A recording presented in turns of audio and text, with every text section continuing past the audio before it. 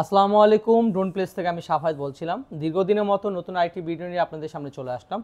তো রাকিব ভাই এসেছে মোহাম্মদপুর থেকে। তো ভাইয়া আমাদের থেকে ডিজাই নিউটা নিয়েছে এবং অসমো অ্যাকশন 5 প্রোটা নিয়েছে। তো আমরা প্রথমে ডিজাই নিউটা আনবক্সিং করে স্টার্ট করি।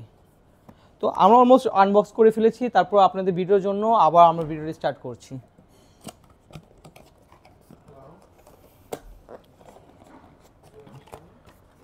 তো এটার সাথে প্রথমে আমি চার্জিং হাবটা বের করলাম।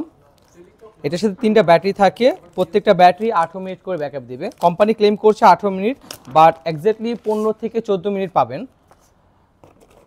আর এটা হলো আপনার রিমোট কন্ট্রোলারটা।